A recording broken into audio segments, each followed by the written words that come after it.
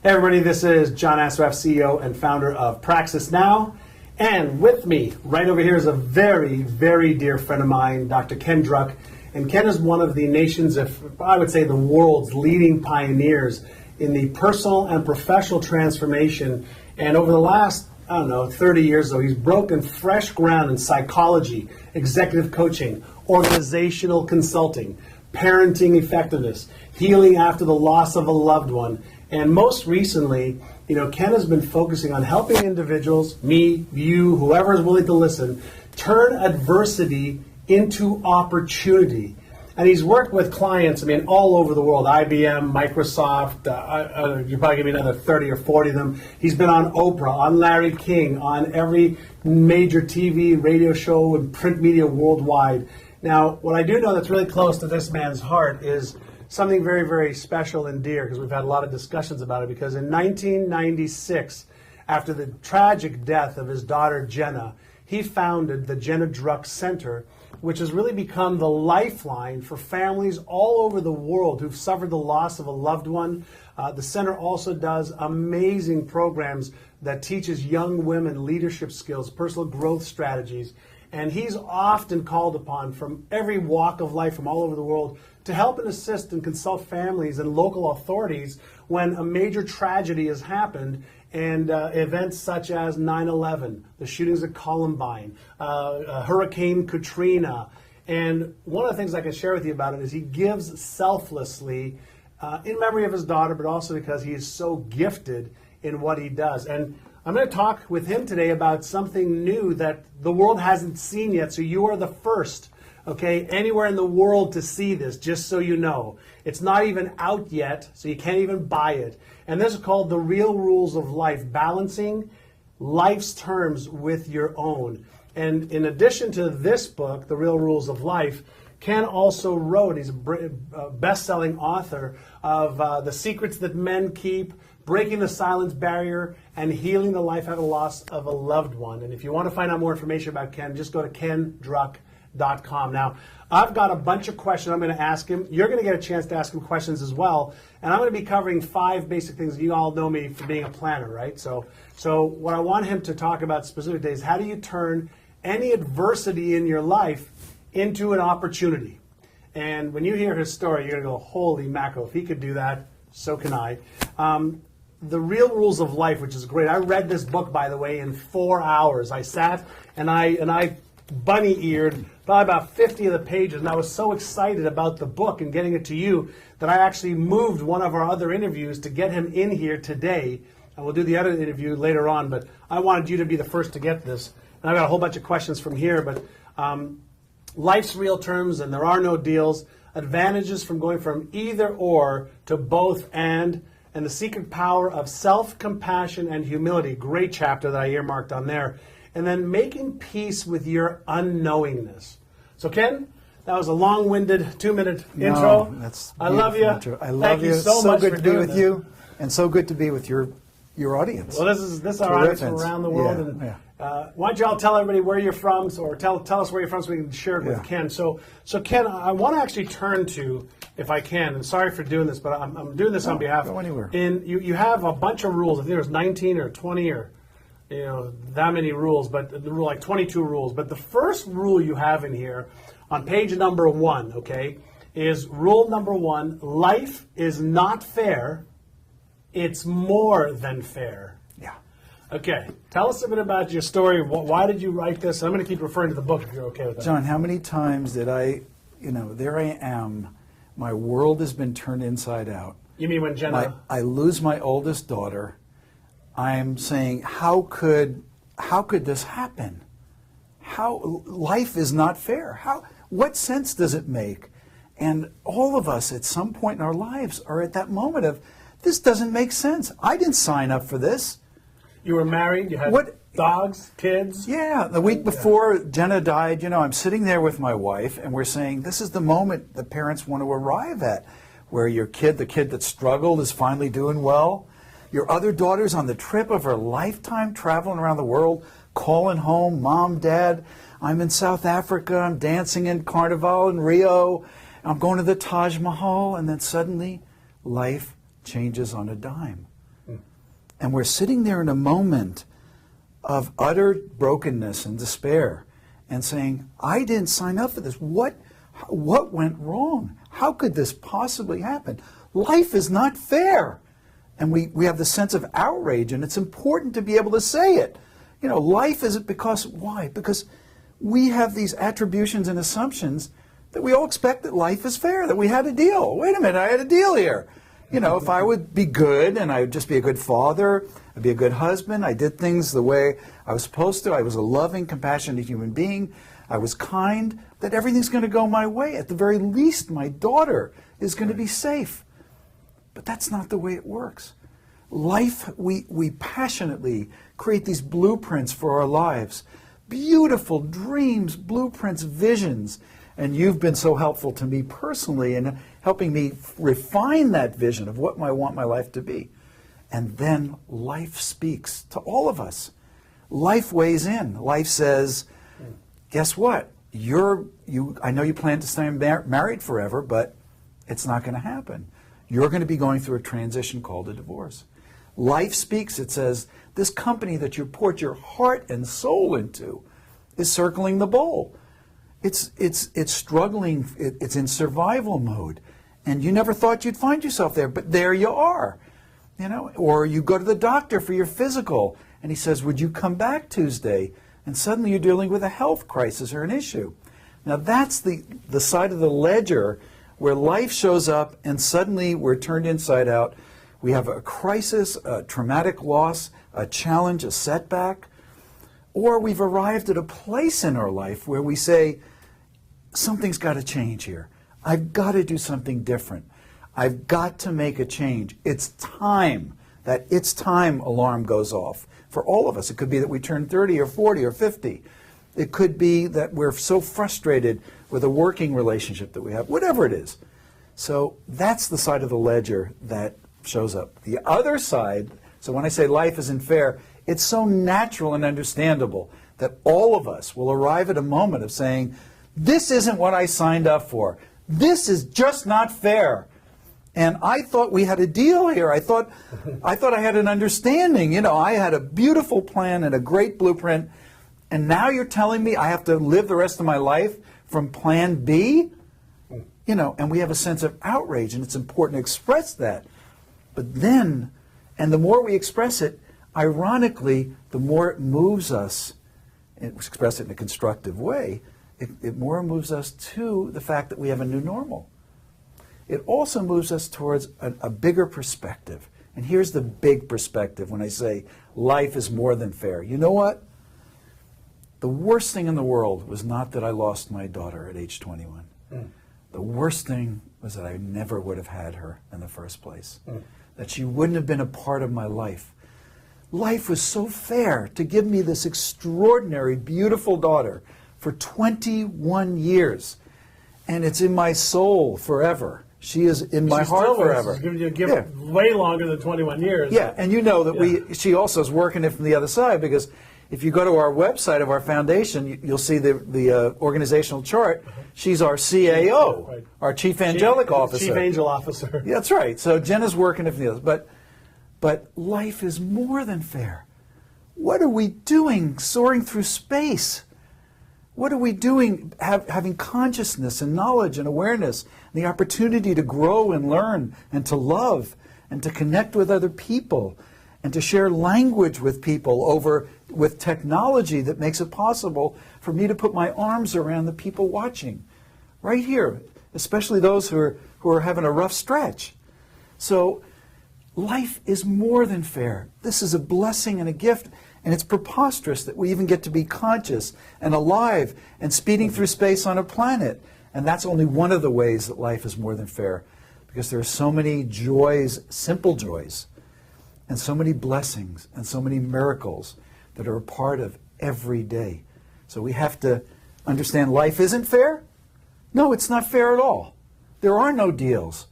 And life is more than fair. We have to hold it paradoxically, that both are true. And you said before, move from a either-or world into a both-and world. It's like saying, you know what? To have a deeper understanding of what life really, truly is, I need to have more of a both and mentality. That it's both these things. That my daughter is gone. I held her in my arms. Right. We had a memorial service.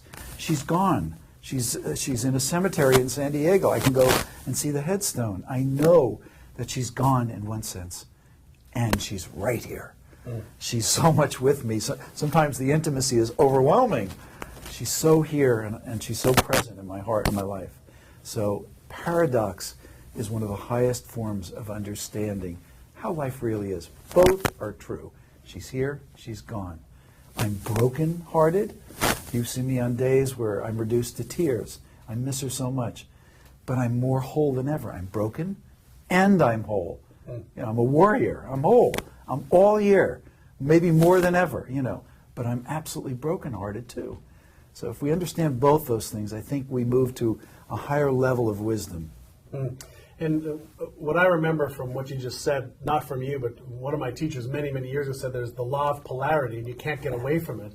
And we, as human beings, usually tend to be mono-focused on one or the other. Exactly. Either the negative or the positive, and in truth, one cannot exist without the other. Life is suffering, life is joy. You know, life is tragedy. At any given moment, there's more suffering in the world than any of us can ever bear to hold in our hearts. And at any given moment, there's more joy and there's more miracles than we can ever even imagine. Both are true. This is the nature of life itself. And so to take the both philosophy, how does somebody who's going through struggles in their business, in their finances, in their marriage, in their relationship, and whatever, how do they take that and what do they do with it? So, okay, great. It's right now they're feeling like a piece of shit.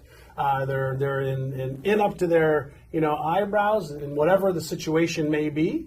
How do they take that and how do they see the other side and utilize it? John, that's such a core question and challenge.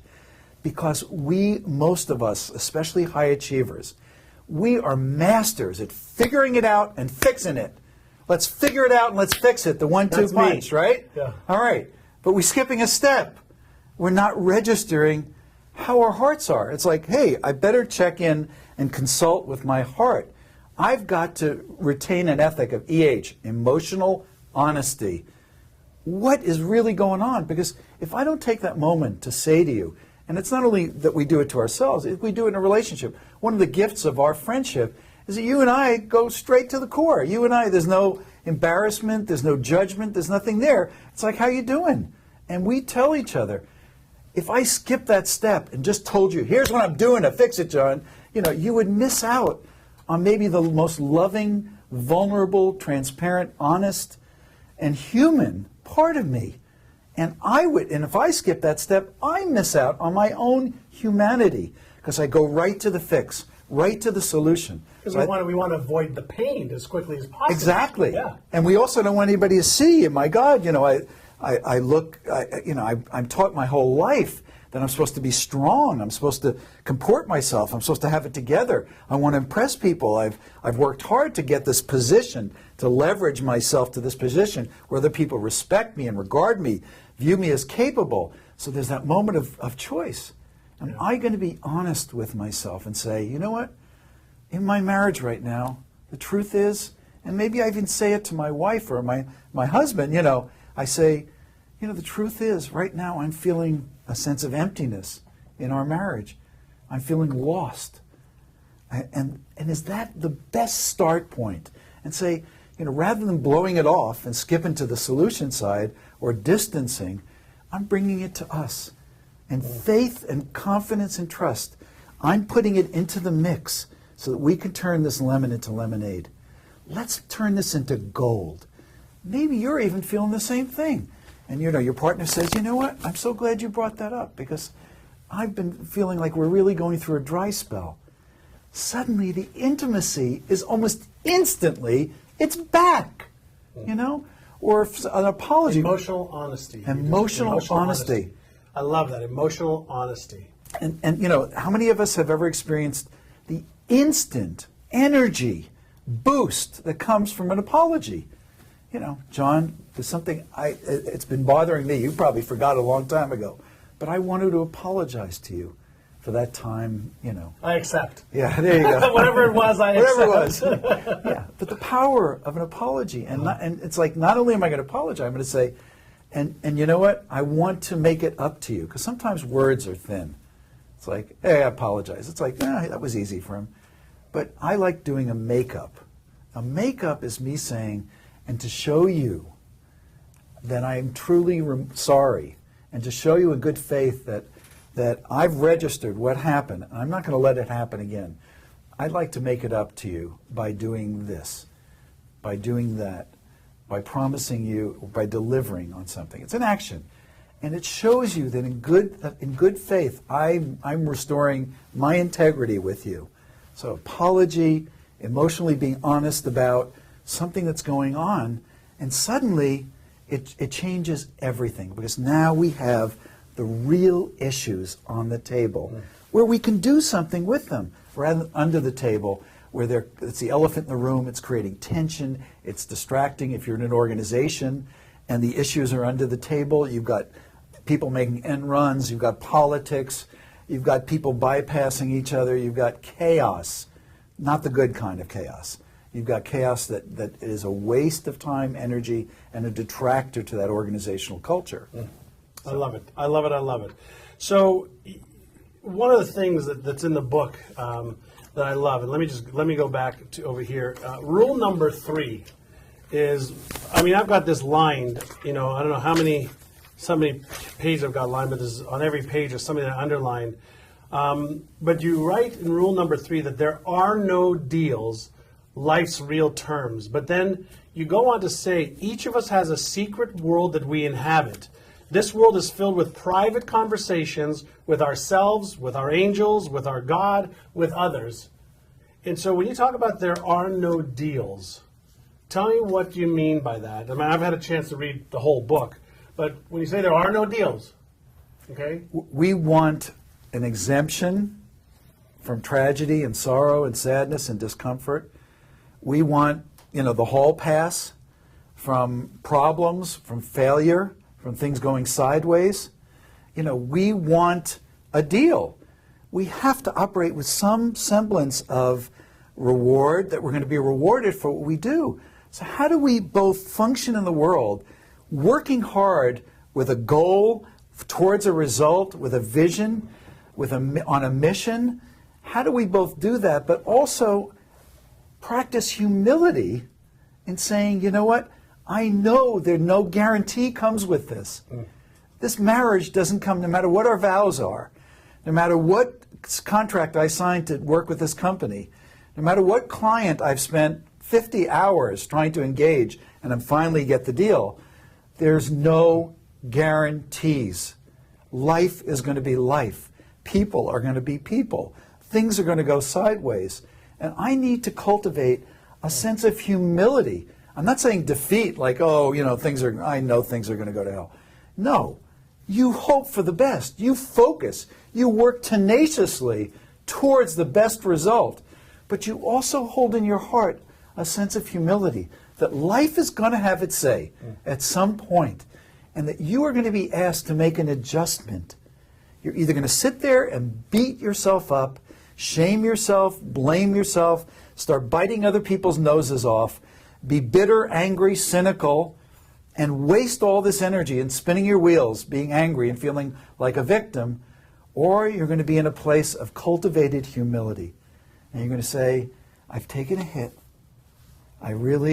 This is a setback.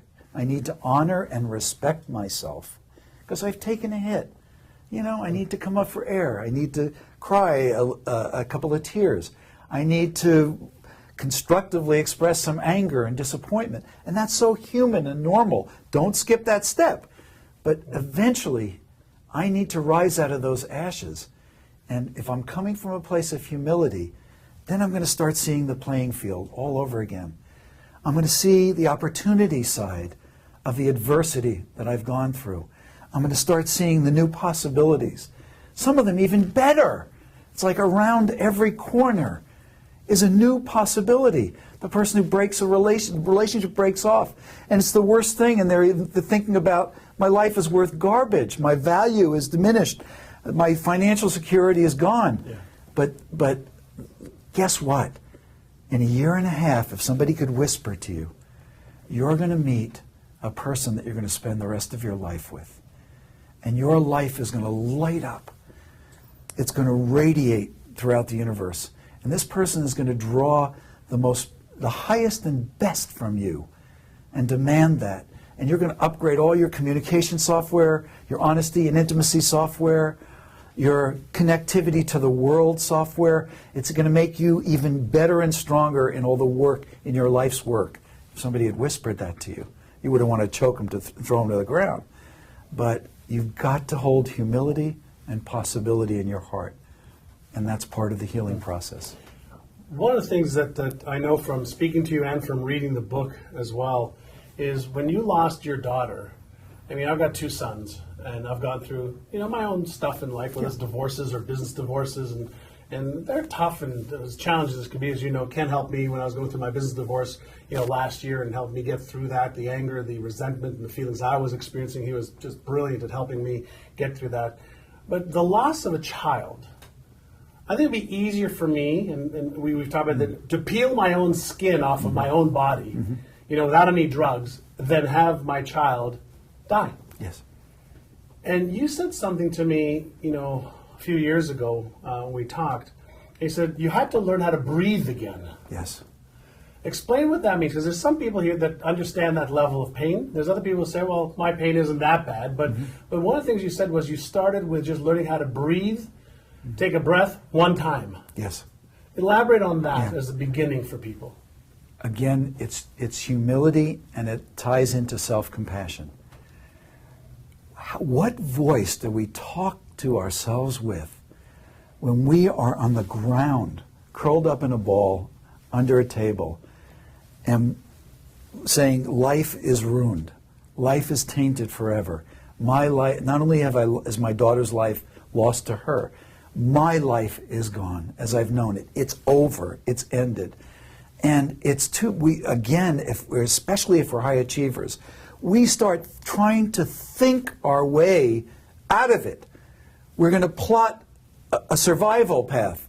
We're going to figure it out and fix it, instead of taking that critical step. It's like of self-compassion.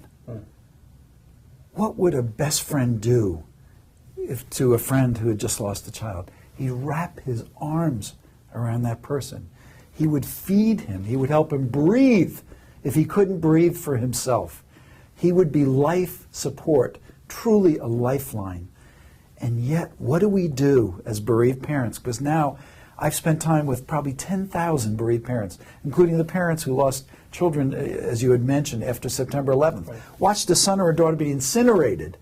There's no trace of that they ever lived. So what do? We are self-critical. It's like, what's wrong with you? The voice that kicks in, because we've been critical and pushing ourselves our whole lives, is, what's wrong with you? Pick yourself up. What are other people going to think? We're ashamed of our woundedness, of our brokenness, rather than invoking that voice of self-compassion that says, one breath is all I need from you right now. You can do this. That's it. That voice of encouragement, right. That voice of patience and kindness, that gentleness that we need constitutes self-compassion. And there's nothing more critical when any of us are down. And it could be you're down because of anything. Right. Everybody has their own 9/11. A good friend of mine lost her 4-legged child. She lost her cat last week. That cat, you have no idea of the history and what that cat has meant in her life. And she was at the bottom of pain. And the trip to the bottom of pain can teach us one thing that's critical. It can teach us compassion, because we know our own suffering, we respect and honor it, we take care of ourselves in that suffering, and we know the suffering in the world. Suddenly, we can be compassionate. Somebody's having a bad day, they cut you off, they say something nasty to you at work, and we can ask ourselves, maybe that person's in a lot of pain, just like I was. Maybe that's why. And you can even ask them, like, you're having a rough day, huh? And 9 out of 10 times, guess what? They're having a rough day. So what I'm hearing, and I don't want to make this, about death and about life, but I think the nth degree of pain is losing a child.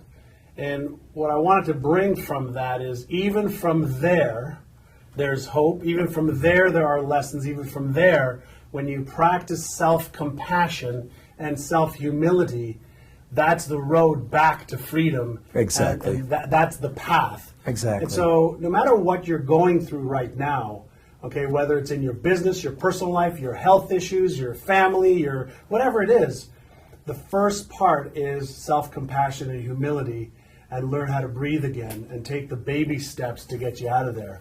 I want to keep going if you can. And by the way, I hope you're enjoying this. I mean, I could talk to this man for days, for about hours. Rule number 4 was running from reality takes energy. Running from your reality, whatever it is right now, takes energy. Speak to this if you can. And by the way, Ken is one of the guys that I go to for my truth discussions, because he'll ask me the real important questions, and it always involves around what's the truth. Let's get underneath the surface stuff you're talking to me about, and what's the truth. And so running from truth or running from reality takes energy. John, we all do it. Yeah. We all do it. We hate discomfort. We want life to be orderly. We want things to be predictable. We want things to make sense. We want to be able to connect all the dots. We don't want to look at certain things. We want to whitewash them because we want our dreams to come true so bad. We want to get to that goal so bad. And yet, we're in denial about many things. We're avoidance. There are whole organizations. We all know them. They're conflict avoidant. I wouldn't have a job as a consultant. Conflict avoidant, failure avoidance. Avoidant. Truth avoidance, yeah. And what's it like to work in a company that's conflict avoidant? Where it's so much is being swept under the rug that people are tripping over it now.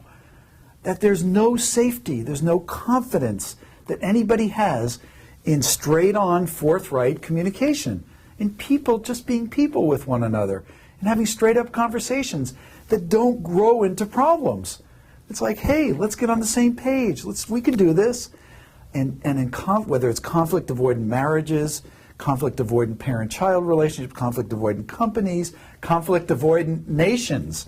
We look around, we still are babies when it comes to knowing how to process through conflict, how to truly listen. It ties into one of the other chapters, listening is love. That we have, on my website, I have a listening report card, because most of us think we're much better listeners than we really are. But we all have so much room for improvement, and we need to map out where we can get better and where we can improve, because the antithesis of avoidance and denial, living with your head in the sand, whitewashing a situation, polishing it up real good so it looks real good when underneath it's not working. So that emotional honesty to be able to say to ourselves, I need to trust my senses. I need to trust my emotions. If something is feeling wrong, I've got to invoke that emotional honesty. I've got to be honest with myself. It's going to take courage. I know it's going to induce a mini crisis in my life, maybe even a big crisis in my life, because confronting this issue, it's like finally somebody admitting something to their whole family.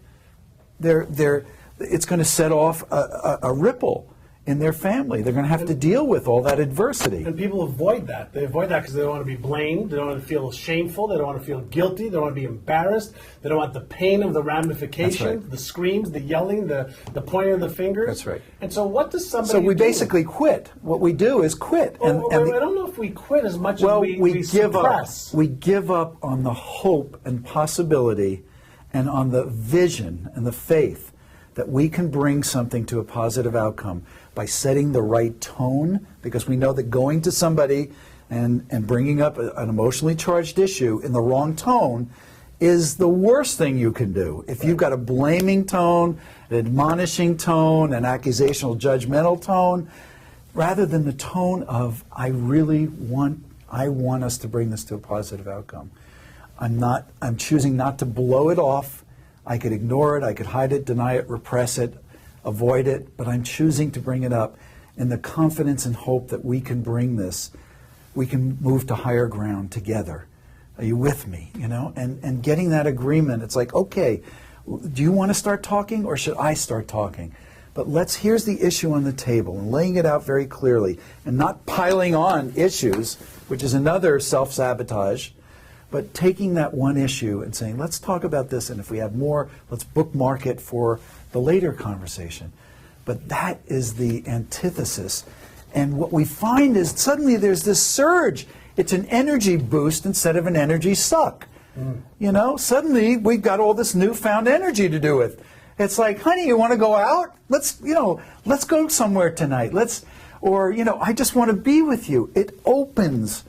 We have all this new, fresh energy to work with, new enthusiasm for the work we're doing, new patience and tolerance with people we've wanted to choke because they're frustrating us. They're driving us crazy, and we all have at least one person in our life who's there who's our teacher, who's there to teach us patience and humility, who does that. So, we all have one, that's for sure. Maybe two. Yeah. So we need to be more energy efficient when it comes to the interpersonal stuff, when it comes to freeing ourselves emotionally, rather than doing all these things, suppressing, holding back, giving up on, quitting, denying, hiding, avoiding. That's not the most effective use. And if we need to go back to school because we haven't learned how to quite set the right tone and bring up emotionally charged issues, or we haven't quite learned how to frame it, that's okay.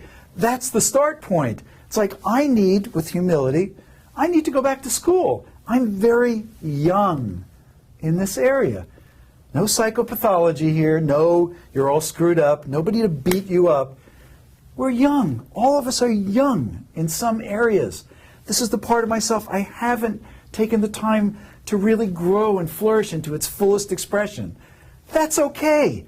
Let's show some kindness to us. So you're looking at this as a self-discovery, not analysis, but discovery and emotional honesty with yourself, with others, communicating in a way that evokes a compassionate response. Yes, and frees up unlimited amounts of energy in our lives that we can surely be doing something good with. I love it. All right, I've got a few more questions here, but we've been at it for about 30 minutes or so. Let's go to all of you. And do you have any questions for Ken on the real rules of life, how to handle adversity, how to turn it into opportunity, how to take lemons and make it into lemonade, or how to take your mess and turn it into your message? Let's get a couple of questions, Kristen, if we can, from our wonderful friends and clients all over the world. So, okay, everyone is really enjoying the call, Ken. And there's a question from Helen. She says, hello, we have lost touch with parts of our life due to the current emphasis on positivity only. Please address this. Yep. I'm so glad you brought it up, Helen. good job, Helen. It's a critical issue. When we only emphasize the positive, and for me, we've really biased the positive and the negative. We've put a quality. We're calling things that are negative feelings. What we're really doing is shooting the messenger. Our feelings are a natural part of us. It's our radar. It's showing up to send us a message, to pay attention to something. It's like, that's brilliant. That's a miracle. We have an emotionally alive, alert, awake system to send us. Not that those messages are always the right thing, not that we should become a slave to them, but sometimes we get these messages come up and it's like, oh my God, this is going to create conflict, or this is not the plan, or I shouldn't be feeling this, I'm ashamed. How could I be feeling jealous of my best friend? So we immediately dub it and label it a negative emotion. We shoot the messenger rather than saying, why might I be having this feeling? Why is this showing up? How can I turn this feeling into something that will enrich me or enrich my relationship?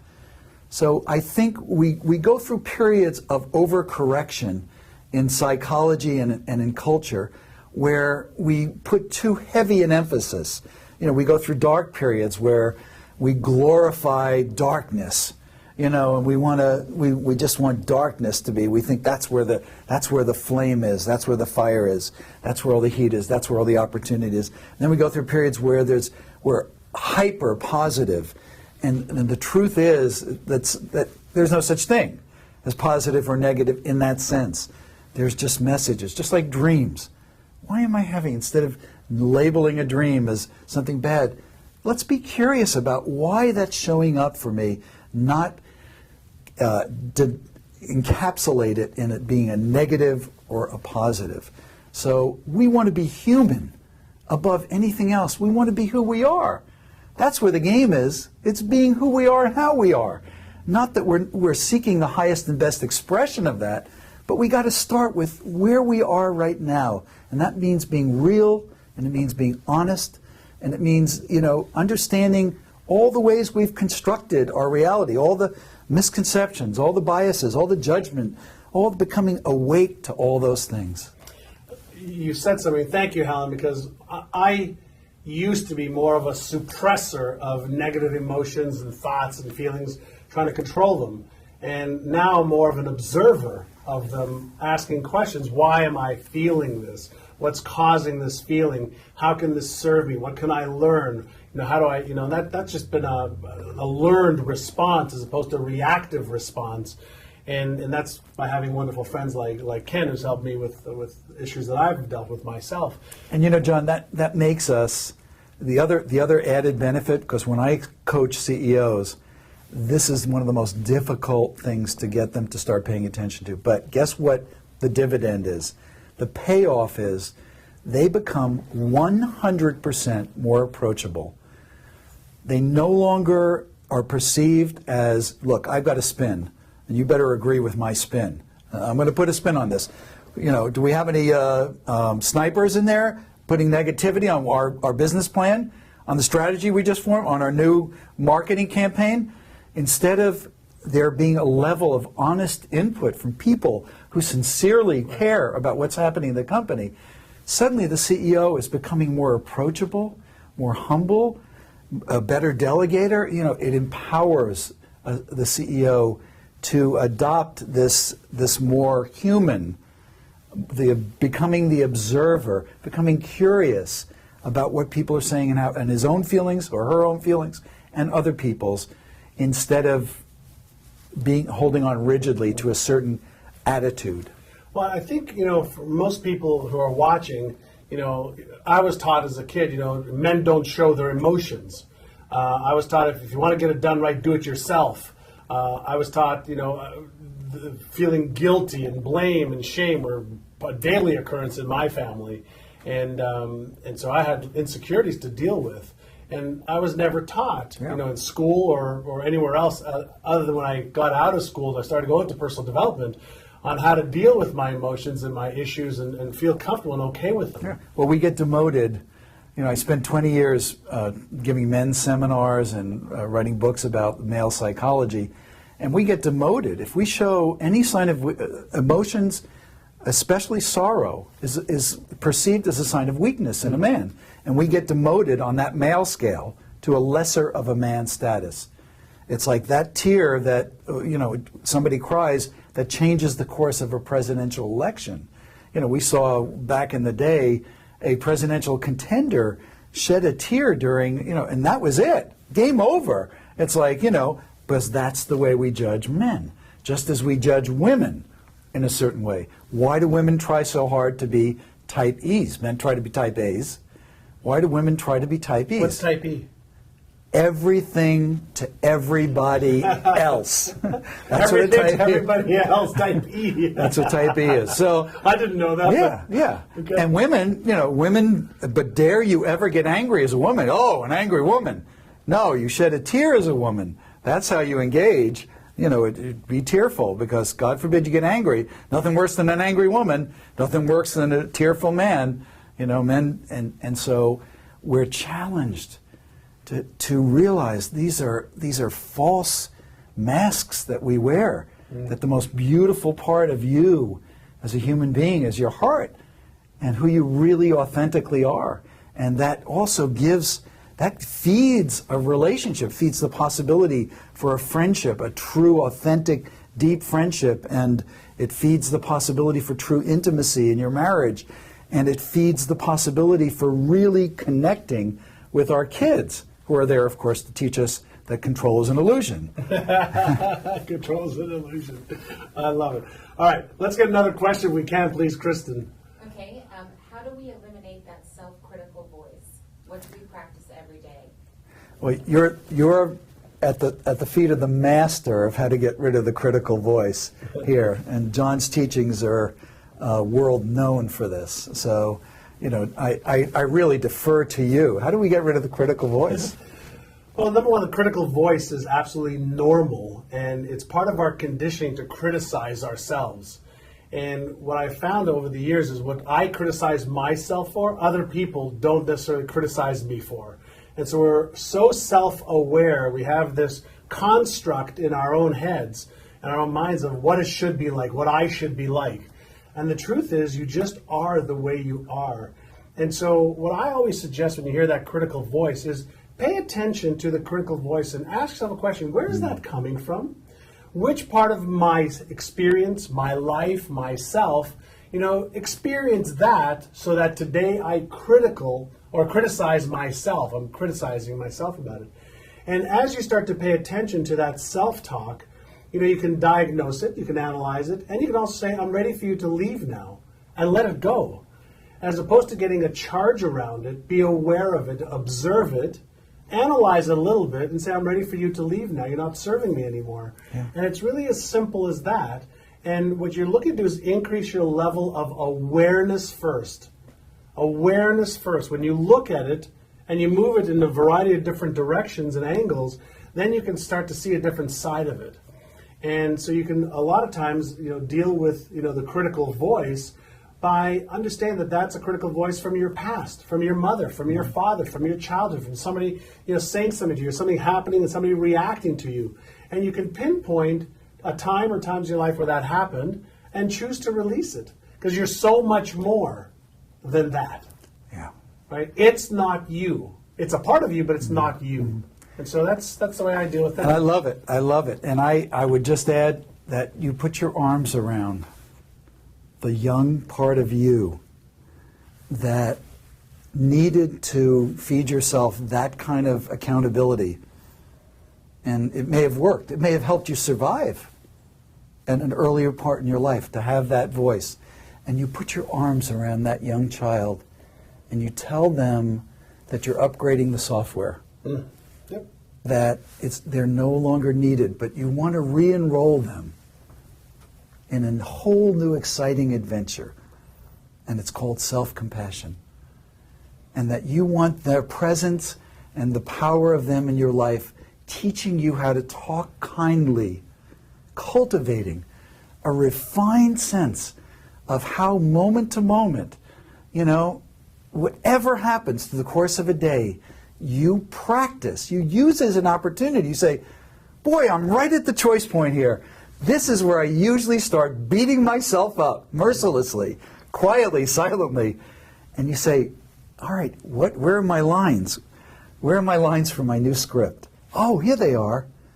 It's okay. It's okay to make a mistake. You're perfect. You will learn from this. I love you. I'm with you 100%. I'm supporting you. This is not you. This is the way sometimes things come down. We will learn from this together. I'm with you. So the voice of self-compassion kind of pushes the reset button on that voice of self-criticism. I used that, by the way, the other day. Yeah. Push the reset button.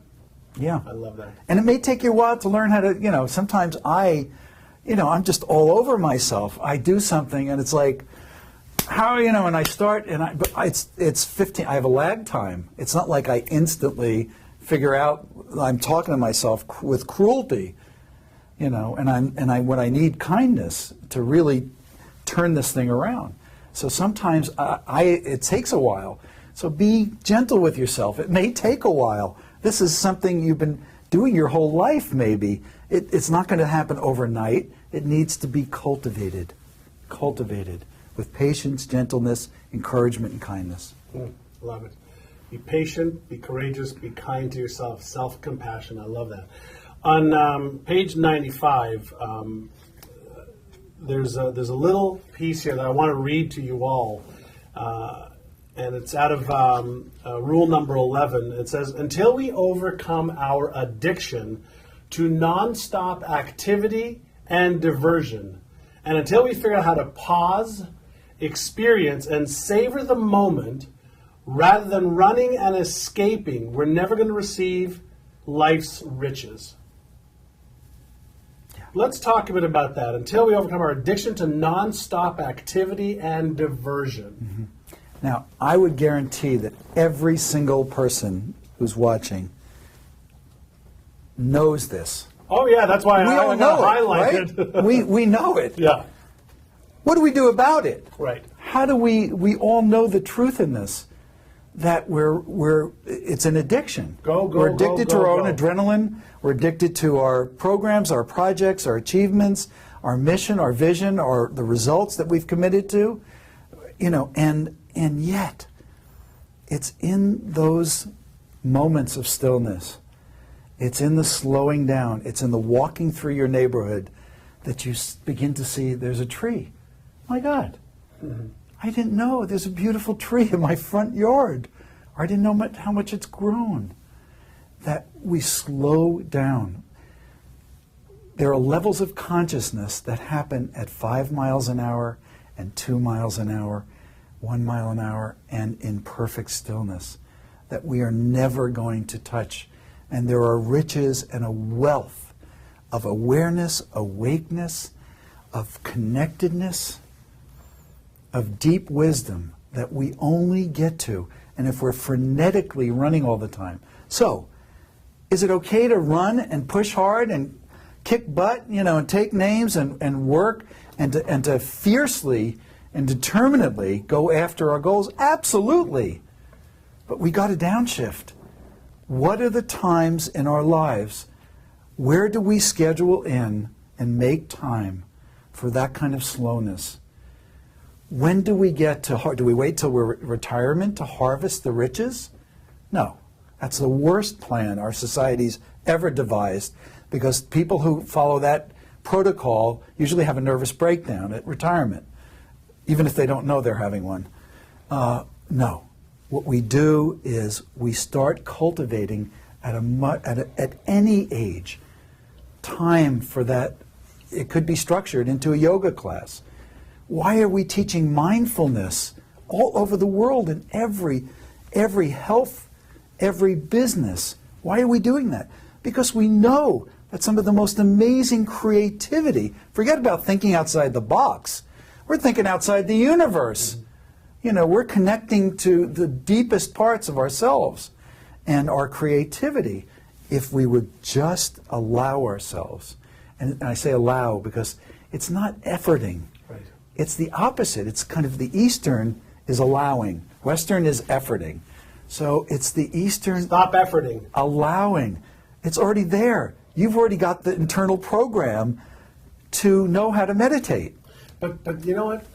I agree with you, and yeah, people are so wound up in the doing that they forget the being side of it. And I think in our Western culture especially, it's, set your goals, get your strategies, get your tactics, go from morning, go till night, go 7 days a week, or you're not doing it right, work, 60, 70, 80 hours a week. And that's a recipe for eventual disaster. Yes. Right? Yes. And so you say it's an addiction. How do people break that addiction?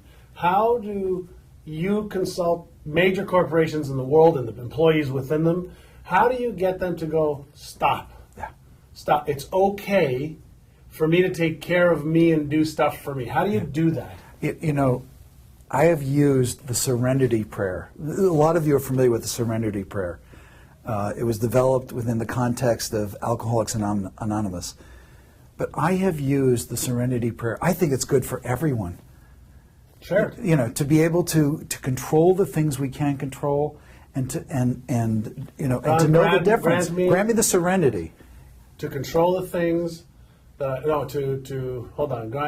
Grant me the serenity to. We'll ad lib. To control the things I can control, to understand that certain things I can't control. It's like life's terms, and to know the difference. Right? And wise enough to know the difference, because when we stop playing God or pretending that we can play God and control everything, or that we're in control, when we understand that life's going to have its say, when we stop being control freaks, and we realize that that's part of our addiction, and we let things go, that means learning to delegate.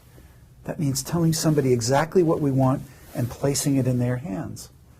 That means that affords us time to do something. That first yoga class or meditation class or listening to an imagery, a tape, we might be squirming, but guess what? You got to give it 3 or 4 tries until your system decompresses, until you go through that period of coming off the addiction to your own adrenaline, and your system begins to settle back into a natural state of calm, which we all have the ability for. It's waiting in there for us to tap it. Guess what? We don't have to do anything. It's allowing it to happen. It's getting out of our own way. So sometimes we have to create accountability systems beyond ourselves.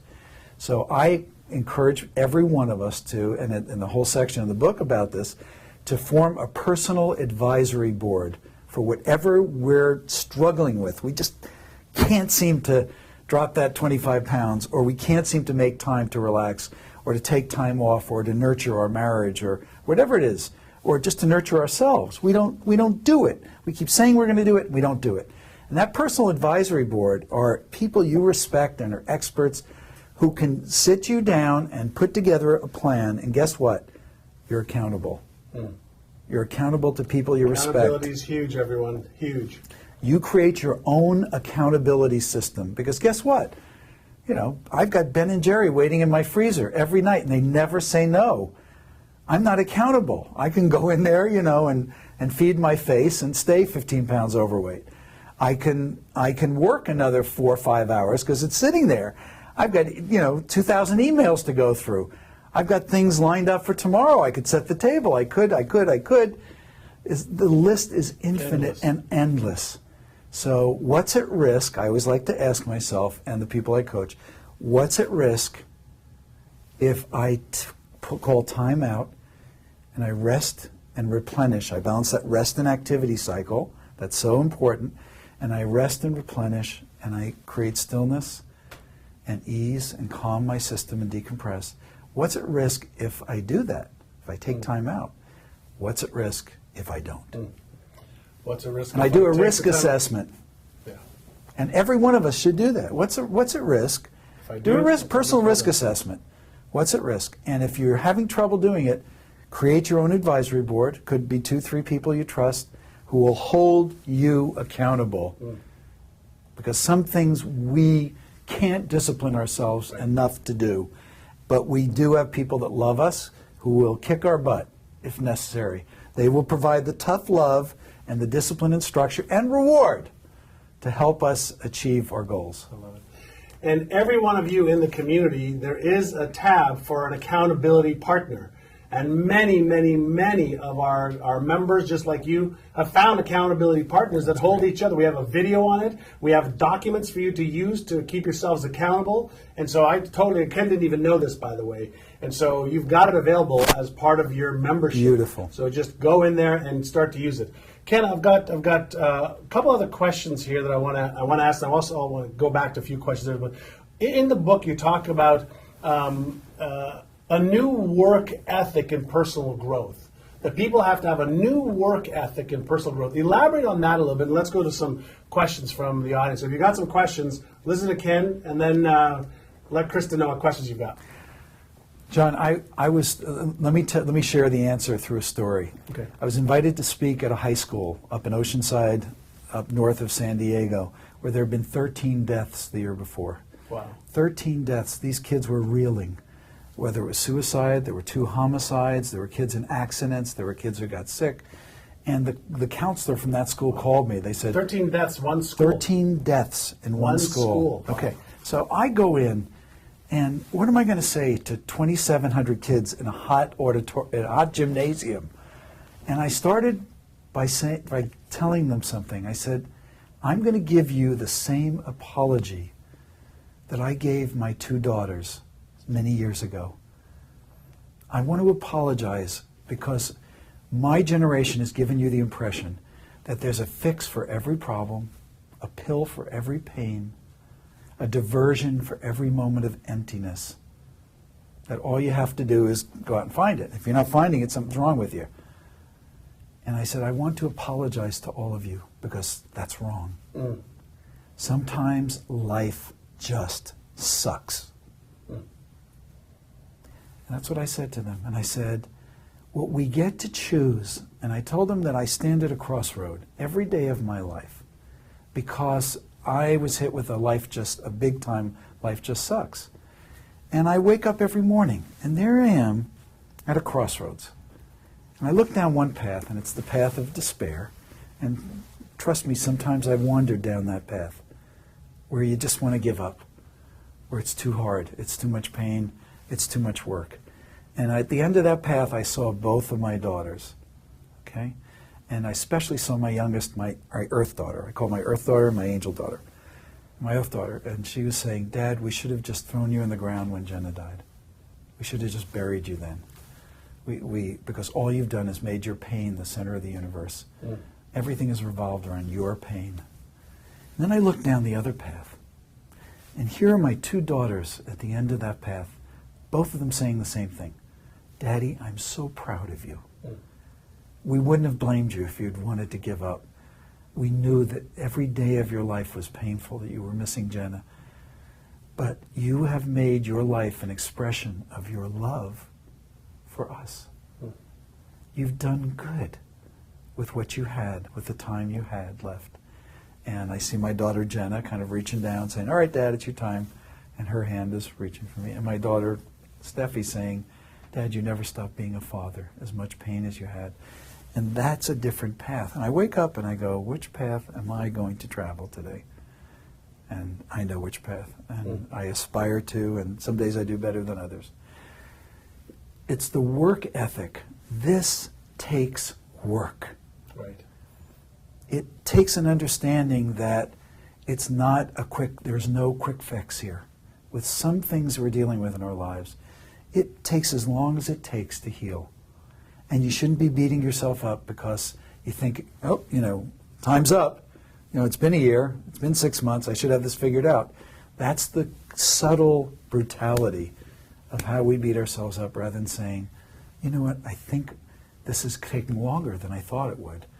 And I know I'm telling myself I should be over it, but this has really affected me deeply, more deeply than I ever expected.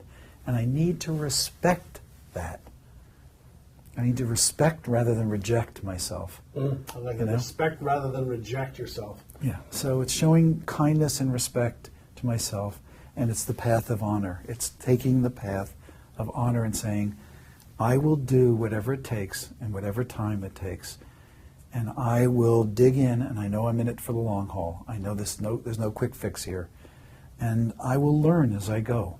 Again, there's humility and there's patience, and that doesn't mean I don't fiercely charge ahead and do great things and take charge of my life again. I can do that, but I need to do it with that cultivated humility, and that's what I mean by a work ethic. I think a lot of the kids think we can just push a button and make it happen, and my fear is that they're not being given a chance to really, what's the biggest complaint of people, new employers about kids today? So they come in with a sense of entitlement, right.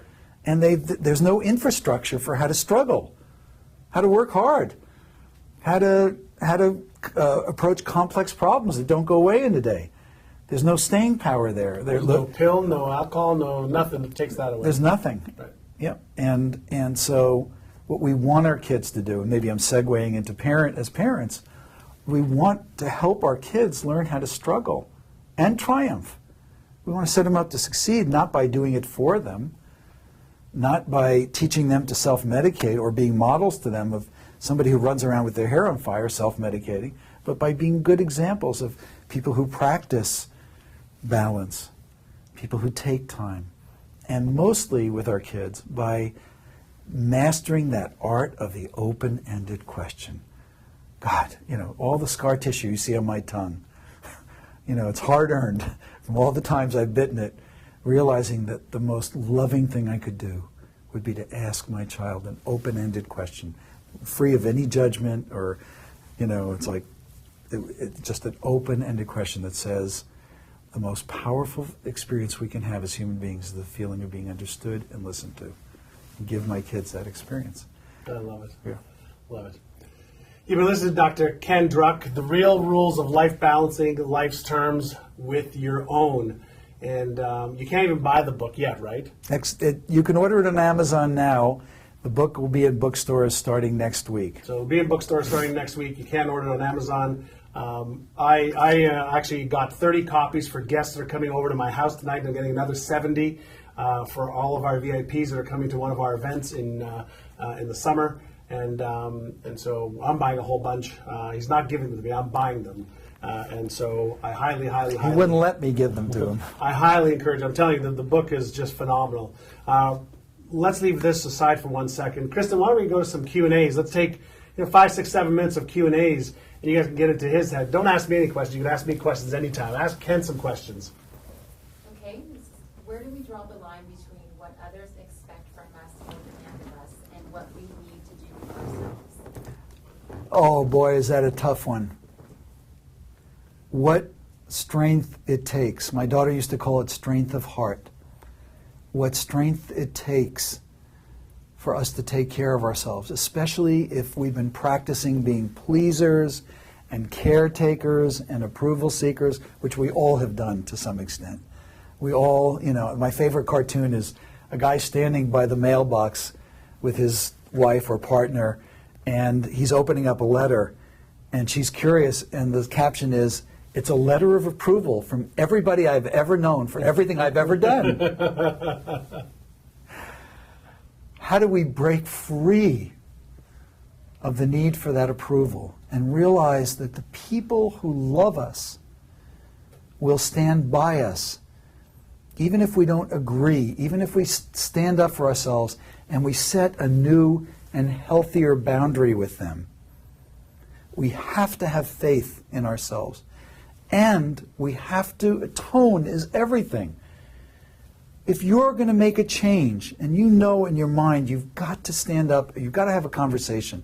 I see life in terms of conversations, whether I'm working at a company or working with a family or working with an individual. One conversation at a time makes you stronger. One really good conversation. And if it's time for you to have conversations with certain critical people, because the way things are going are painful, they're unproductive, they're not honest, they perpetuate a dysfunction in your family or your company, and it's time. You've got to find and rehearse and practice and discover within yourself the right tone. And it's got to be a caring tone. That person has to know at the front end your intention is good, you're committed to bringing it to a positive outcome, and that you had the choice of blowing them off and not saying a damn thing. It's like, "Hey, John, how you doing today?" Yeah. Or you had a choice of confronting the issue. And you could even apologize in advance and say, "I'm probably not going to say this to you perfectly, but please bear with me, because I believe if we can get through this, it's going to make things so much better. It's going to make our working condition better, our relationship better, our friendship better, whatever it is." So you have that conversation, you strike a positive tone, and you decide and get clear. What is the new boundary that I would set? What would I be advising somebody else to do in my situation? A new boundary, all right? So the new boundary might be that, great example, new boundary that a family set. A family that I'm working with, family business, big family business.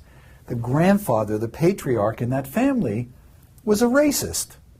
So every Thanksgiving the family get together, and the grandfather would start talking about, oh, those blah, blah, blah, and saying, and the kids were so uncomfortable.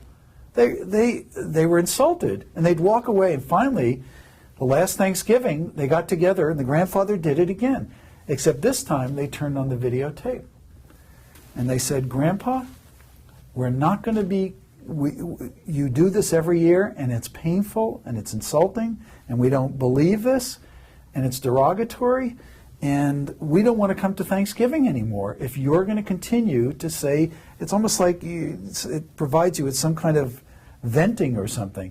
We're not going to do it. We're not going to come to Thanksgiving. They set a hard and healthy boundary around what was acceptable and what's not acceptable. Now, this is the all-time record for denial, because they showed the grandfather. They said, Grandpa, he says, no, I didn't say anything about that. I have nothing against those people. They showed him the video.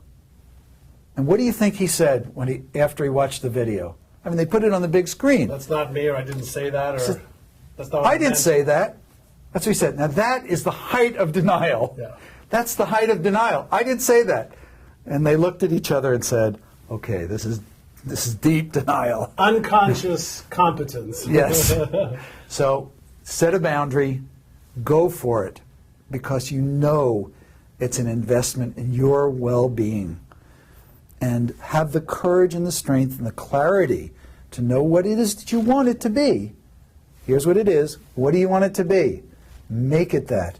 Set the right tone, do your best, and you know what? It may not work. And so the question... But if it doesn't work, by the way, if it doesn't work, you still need to do it. So the question was also around, the need for the approval from others. So how do you release the need of approval from others? Yeah. How do you shrink the approval monster within? Right. How do you, and that's the question. And again, it's a matter of, what if I could possibly believe that I am, and it's back to where I started, that I am lovable the way I am, even with setting this new boundary, even without this person's approval, that I am lovable, I am worthwhile, I'm a good person, I'm deserving of respect. It's okay for me to reject abuse or to reject disrespect. I deserve this, and I'm entitled to it, and I may not get it. It's a self-esteem issue as well. Absolutely, at the core. So the need for approval is usually because there's some inner dialogue saying in that little voice, I'm not good enough, I'm not smart enough, Beautiful. I'm not loving enough, I'm not worthy enough, just as I am. And the truth is that's a fallacy and a lie. It's a lie that you believe, so I don't want to discount that you believe that, but in its core essence, it's a lie. And so the key is to diffuse the lie first, not the other people.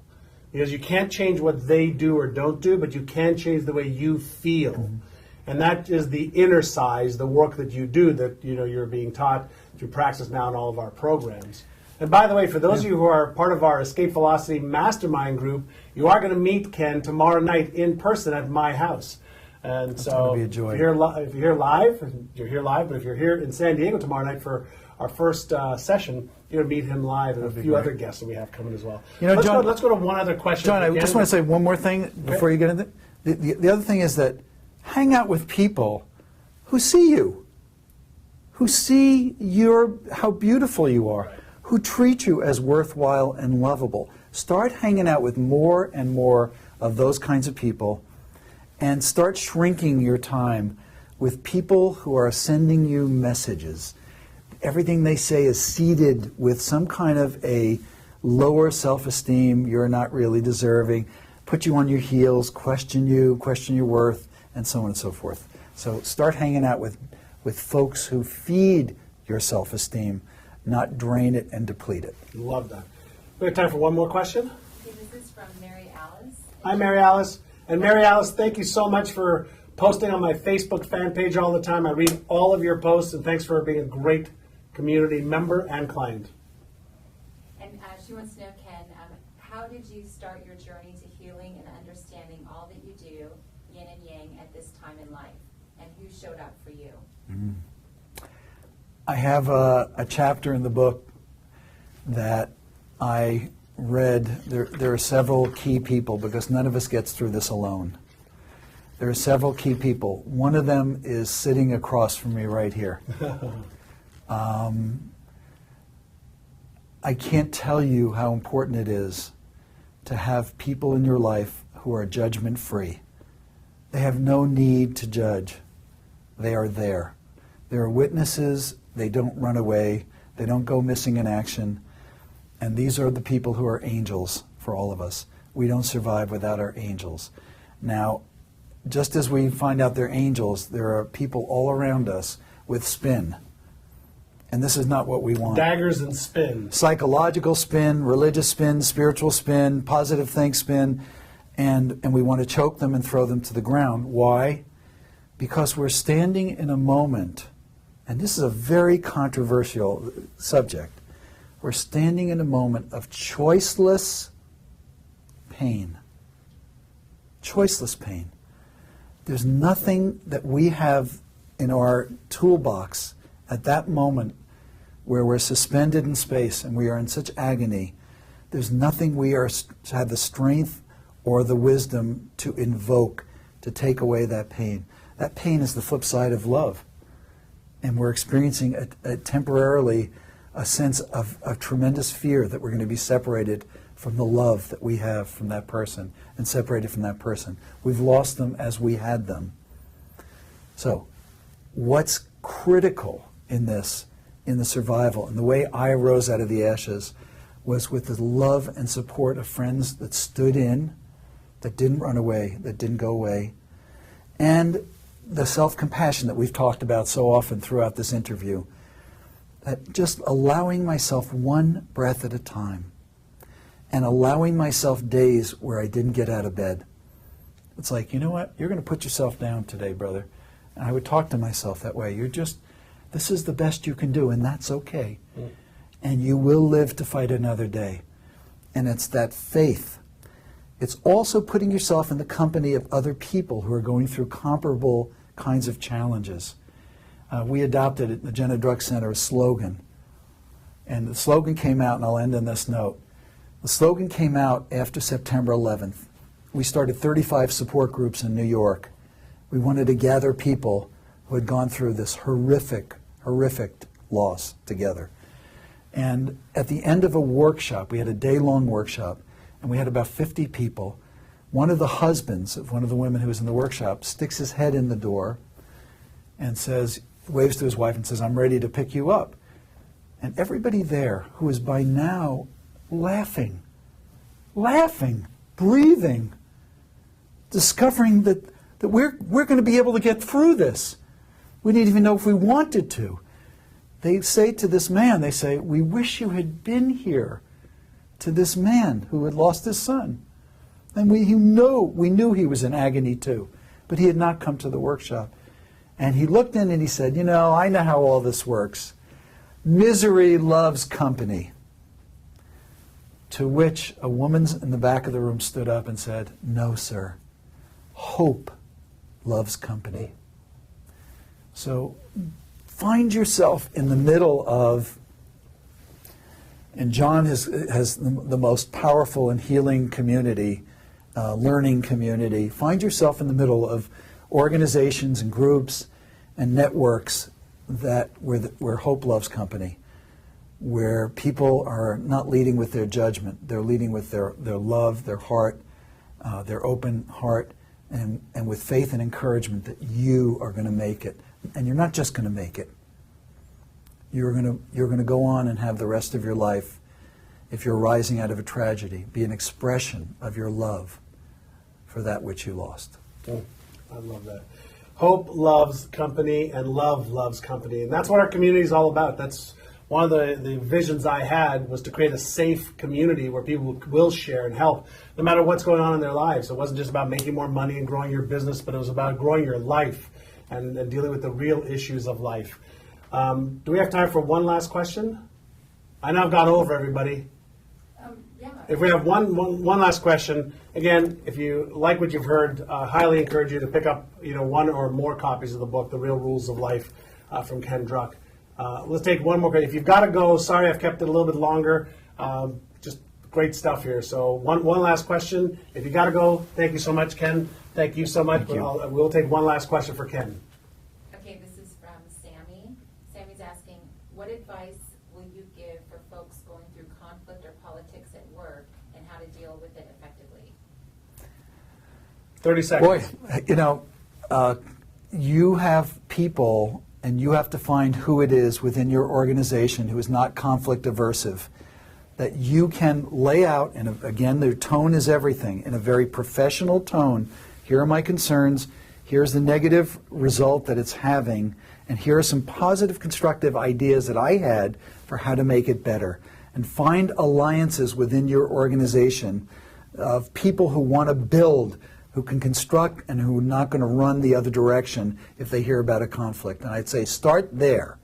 If you can't live with the situation, you've got a culture that is perpetuating something dysfunctional, something that's going sideways, might be conflict avoidant, and then you've got to make decisions about, is this the kind of nurturing environment in which I'm going to thrive?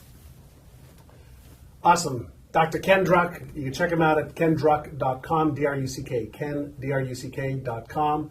And Krista, if you can type that in for everybody. And I hope you've enjoyed this. I hope you understand why I want to get him in here this week. And we're going to do some more stuff on culture coming up as well, which was the theme for this month. But this is really your inner culture of how you're going to live and how you're going to decide, how to live your life with honesty and integrity and above the line. And it takes brutal honesty with yourself to do that. And he's one of the absolute best in the world, if not the best in the world, at getting me to think about what's the truth, what's the honesty, how do you come to the table with the right principles, the right mindset every single day. And you show up, 2 choices, take the path that'll serve you and serve others. Ken, thank you, brother. I love you. Thank you. Thanks for a great book. Mwah. Awesome. Thanks, everyone. Thank you. We got a little mess going on here. Have a great day. Thank you so much. Hope you enjoyed this.